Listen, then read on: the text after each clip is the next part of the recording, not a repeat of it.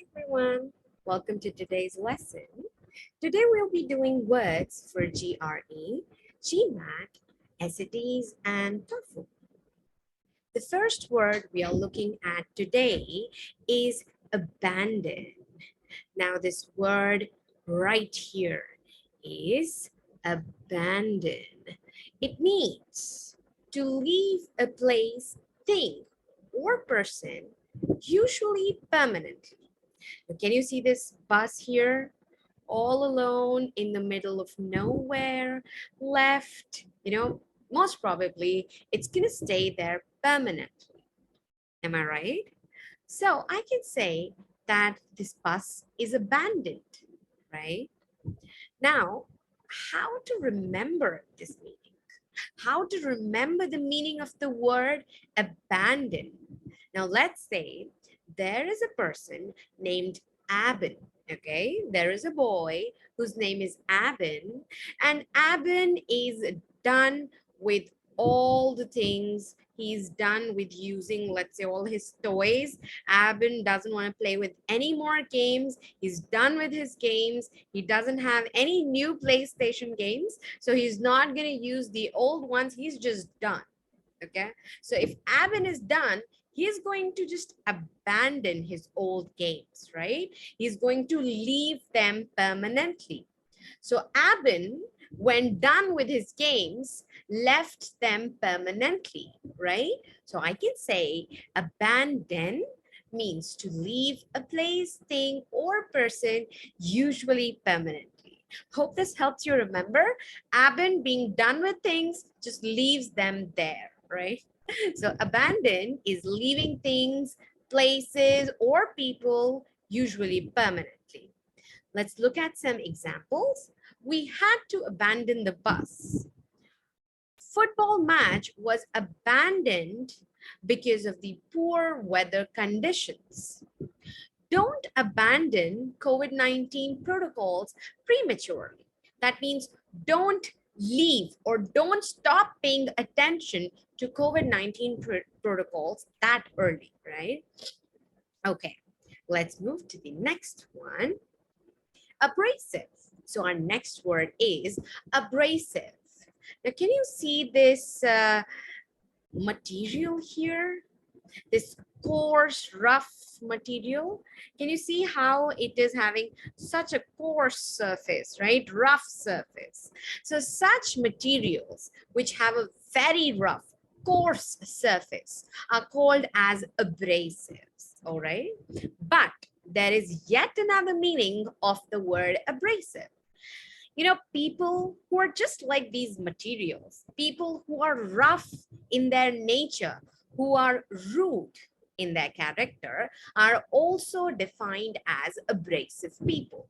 Okay, so I can say someone who's rude, who's rough, or shows little concern for the feelings of others is a person who we can define as abrasive. Let's look at these examples here. What does sandpaper have in common with an obnoxious person? Now, an obnoxious person and sandpaper, both are rough. One is rough in surface, the other one is rough in nature. I hope you know which one is rough in what, right? Okay, so both are abrasive.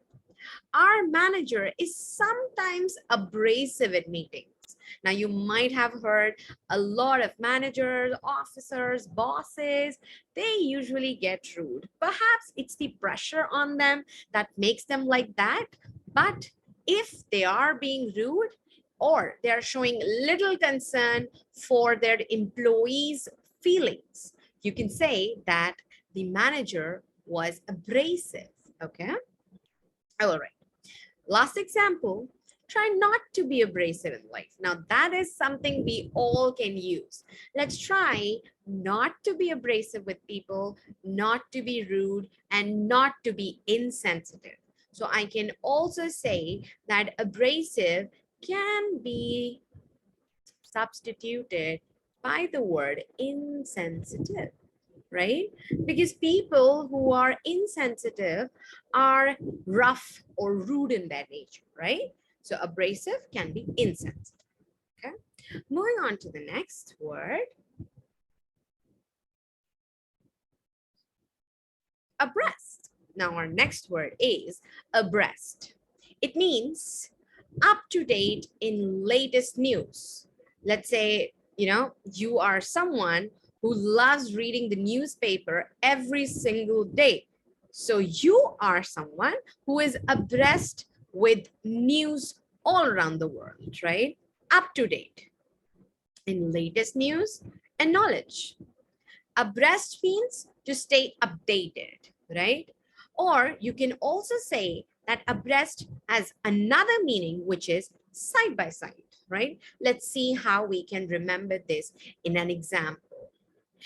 It is important to keep abreast of technological trends. That means it is essential, it is important, it is essential to stay updated with all the technological trends, all the new inventions or anything that is coming in the world of technology.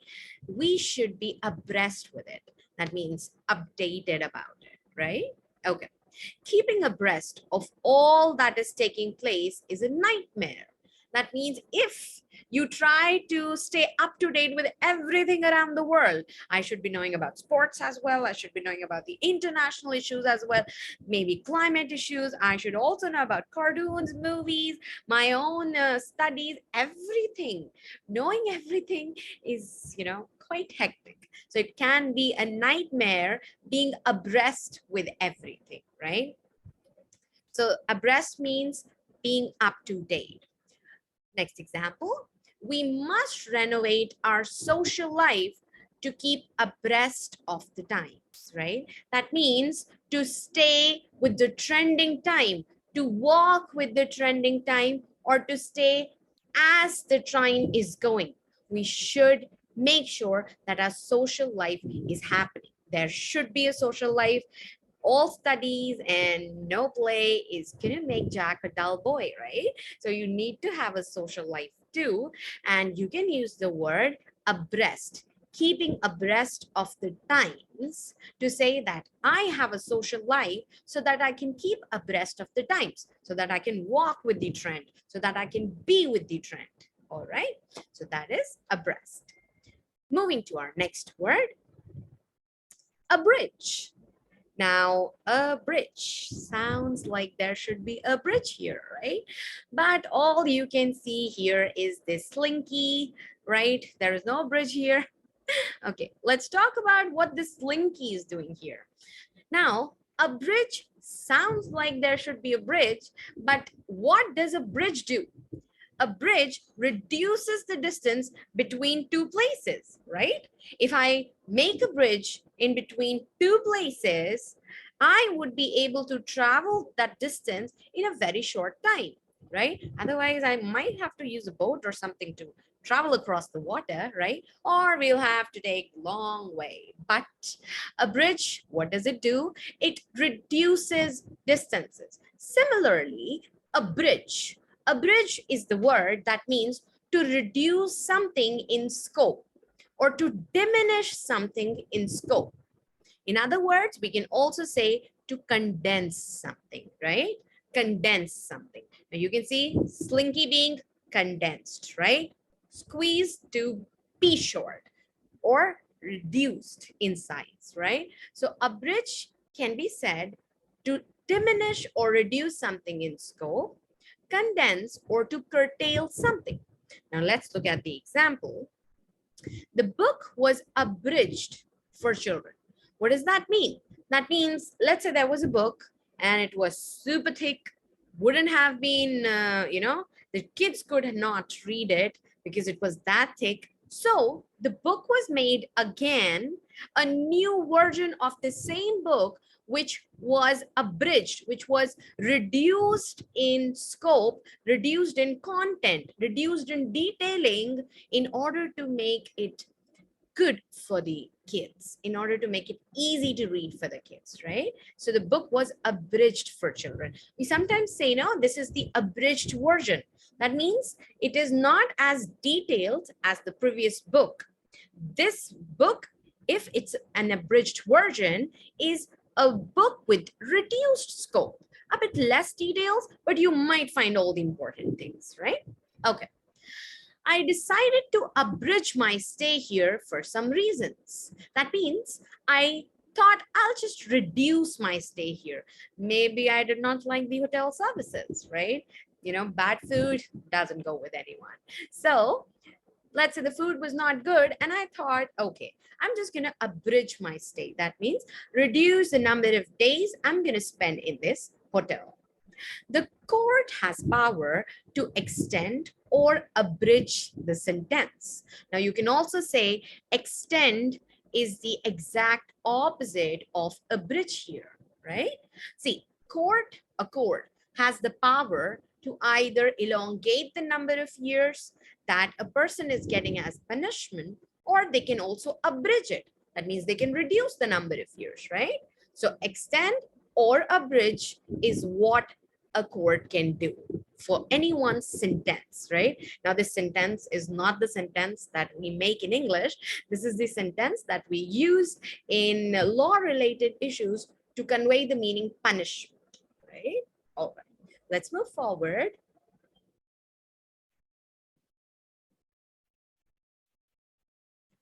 Okay, then.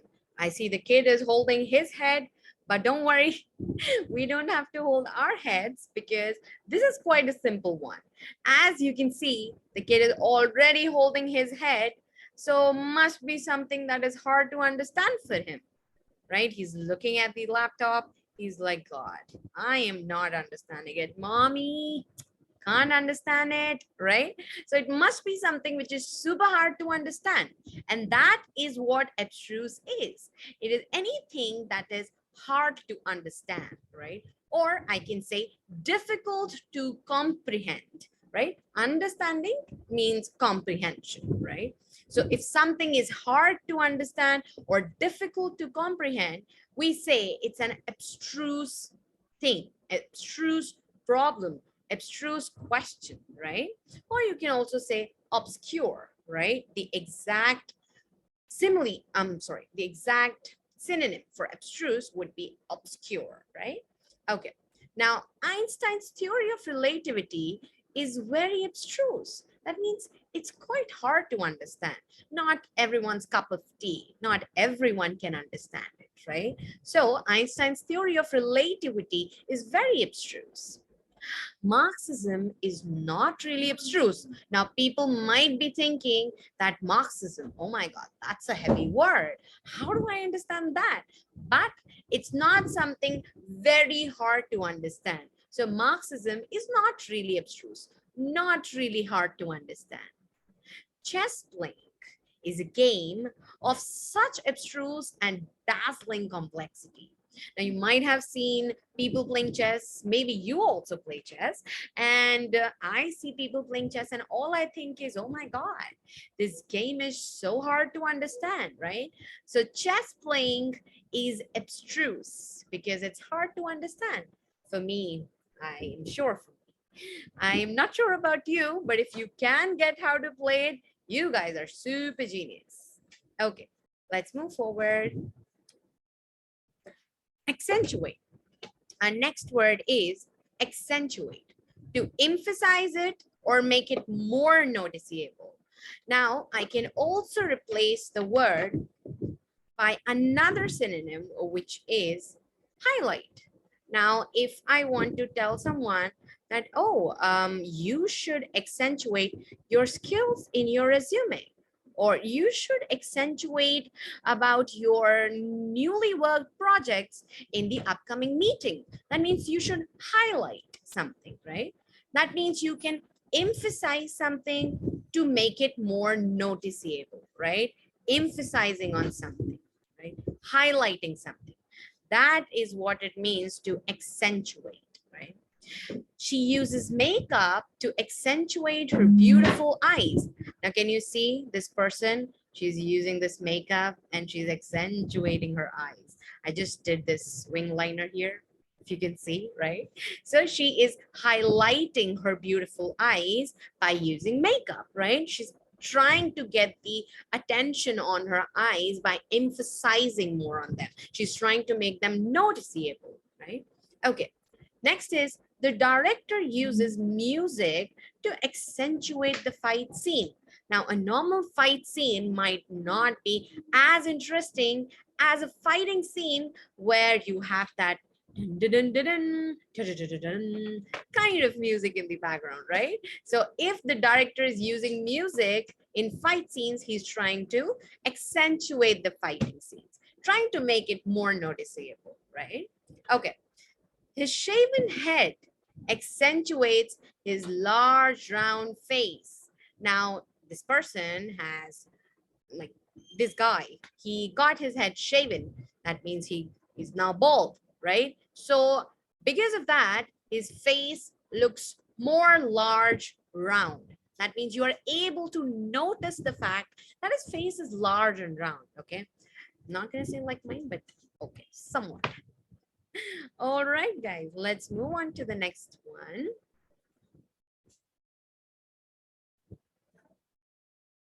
Okay, so our next word is accord.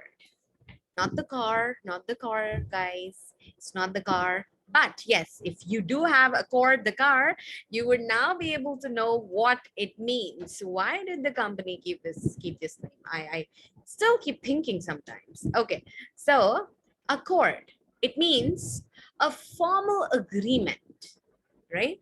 If two people or two companies are signing any agreement, we can say it's an accord, right?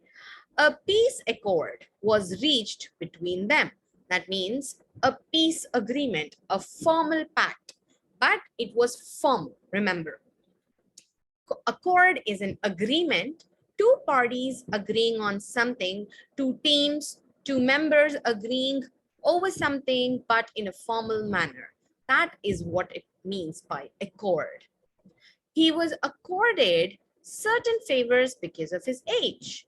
Now here, accord means to treat someone specially. That means you are giving someone some special facilities, or they are given, any advantage just because of their age. So you can say they were accorded certain favors because of their age. They were presented with, or they were treated with special favors, right? We live in perfect accord with each other. We live in perfect accord. That means we live in perfect agreement, right? Now, it might not be a formal one here, but definitely we live in perfect accord means we live in perfect agreement, right? Can't really say this for kids, but yeah. Okay, let's move forward. Okay, Acerbic. Our next word is acerbic. Now, as you can already see, this boy, he is not liking this taste. Or maybe he does like it, and it's so sour that he can't keep his eyes open. You experience that taste when you put a lemon slice in your mouth and you're like, right? That taste is what we call as acerbic, right? That sour taste in your mouth when you drink a lemonade, or maybe just put a lemon in your mouth, right? Anything that is sour in taste is called as acerbic, right? Now, if anyone knows here, acerbic sounds just like ascorbic, right? I mean, not exactly, but if you know, ascorbic acid is the other name for vitamin C. And all the things that have vitamin C are slightly sour. So we can say ascorbic acid is what it means by acerbic. And ascorbic acids are sour. So acerbic means sour, right? So acerbic, or you can say it's acidic, right? Acerbic, acidic. So sour things like lemons, oranges, they are acidic in nature, right? It means sour in taste, or if it is something you can't taste, for example, an actual acid that is used in labs, let's never taste it. It would mean harsh or corrosive in tone, right? Or sharply critical. Now, someone who is super harsh when they are talking to you, they talk in such a sharp, critical tone. you can call that person acerbic as well. Just like a sour lemon, their conversation or their criticism might taste sour to you, right? You might not be able to digest their criticism well. So people who have sharp criticism or whose tones are harsh and corrosive, you can say such people can also be called as acerbic, right? Their tone is acerbic. Now let's look at some examples. The email was written in his usual acerbic style. Now I can say acerbic style related to sour things. And if a person's email sounded sour, that means it was not good in tone. It was harsh and most probably sharp criticism, something we didn't like. Okay. Okay. Next one. She is known for her acerbic wit and her mean streak. Now, there is this girl who is famous because of her sharp tongue. You know, whatever she speaks harsh and corrosive. Might just dig a hole in your heart. She speaks that sour, right? Okay. He went even more acerbic, describing him as an idiot. Now, there is this person who thought if he would be harsh or rude to others or speak bad things about the other person, he might seem super smart. But all he seemed was to be an idiot, right? So he went even more acerbic. He went even more harsh or corrosive in tone. Okay? I hope this was clear. All right. Let's move on to our next word. Acquisitive. Now, I hope you can see these people counting money, happy counting their money, right? Okay, so this lady, this guy, they're super happy looking at this bundle, right? They're just like, ooh, money. So people who are eager to own and collect things, often greedily, they are called to be acquisitive, right? Someone who is super greedy about collecting or owning something because they are doing it for greed. They're not doing it for a greater purpose. They're just doing it because, you know, they don't even need it, but they just want it, okay? So we currently live in an acquisitive society. That means our society nowadays is hell-bent on greed, right? Everyone wants to own something, collect something only because they're greedy about it, right? I mean, there are other people as well, but yes, we can't deny the fact, I guess, there are acquisitive people, right? Acquisitive developers are tearing down the historic home to build a shopping mall. Now, shopping malls are, you know, they are a mark of the developing nations, developing places, but if you are doing it in place of someone's historic home, you would be called as acquisitive because you are definitely not concerned about the people who are living in those homes, right? You are trying to make a shopping mall because you're greedy, right? So what will you be called? You'll be called acquisitive, right? So people who are doing things for greed, people who are collecting or owning things for greed, they are called as acquisitive. He is an acquisitive collector. A collector might be doing it for fun, for hobby, or maybe for other purposes. But if he or she is an acquisitive collector, that means they're doing it for greed, right? Okay. It could also mean that you're just too eager to own something. All right. Just like these people, too eager to earn money. Okay, guys.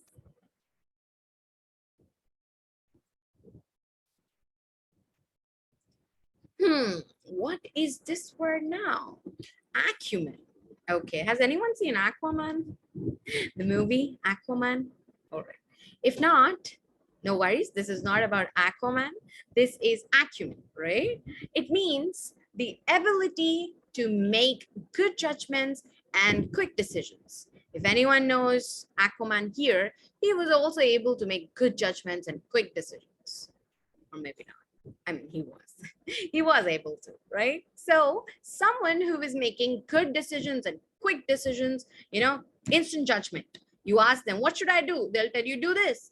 They'll ask, you go to them, you ask them, is this the right thing to do? They'll tell you, yeah, do this. This is correct. Or they might quickly tell you, no, I don't think you should be doing this, right? Such people, these savior kind of people in our life who have the ability to make good judgments and quick decisions, you call them acumen, right? So ability is called as acumen.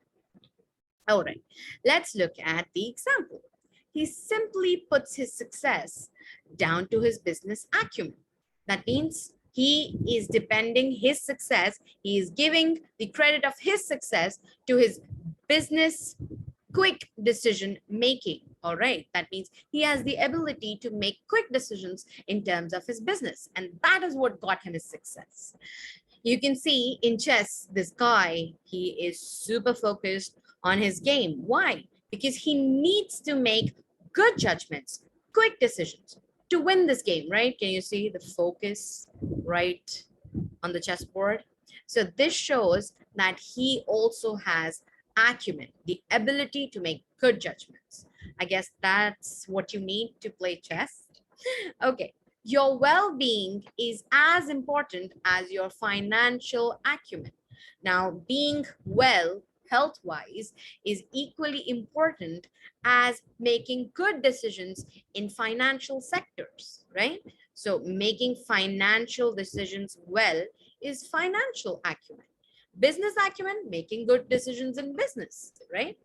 All right, let's see the last example. Her political acumen won her the election. That means there is a girl and she won the elections, right? Congratulations to her. But she owes her win to her political acumen. That means she owes her win to her quick decisions, the ability to make quick decisions in terms of politics, right? So that is political acumen. All right. I hope this was clear. Acumen, the ability to make good judgments and quick decisions, just like Aquaman, right? So acumen, you can relate it to Aquaman, always made good decisions, quick decisions. So acumen means making good decisions, right? Okay, let's move forward. Oh, let's revise now. All the words that we have just acumen, just read about it. It is the ability to make good judgments and quick decisions, right? Acquisitive. It means you're eager to own and collect things, often greedily. You're after money, you're an acquisitive person, right? Acerbic.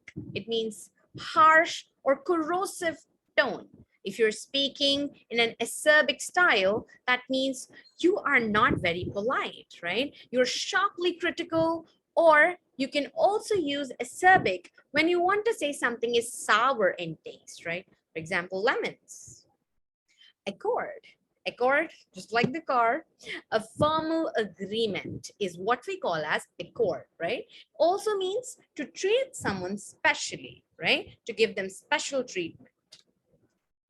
Accentuate means to emphasize on something or to make it more noticeable. You can also say to highlight something, right? For example, she's highlighting her eyes because she wants everyone to notice them more. Okay, abstruse, hard to understand, right? So the kid is finding this very hard to understand. So abstruse means hard to understand or difficult to comprehend. Also can say obscure. Abridge. Having a bridge between two places means you are diminishing or reducing the distance. Similarly, abridge means to diminish or reduce in scope. You can also say condense or curtail. Abreast, up to date in latest news and knowledge. You can also say side by side. You know how we keep abreast with all the happenings around the world? So it means to stay up to date. Abrasive could be a material which is rough, could be someone's character or nature which is rough. So rude people, people who are insensitive, who show little concern for others' feelings are called as abrasive. Abandoned, just like this bus, left all alone, usually permanently, right? So that is what abandoned is. Thank you so much for joining us.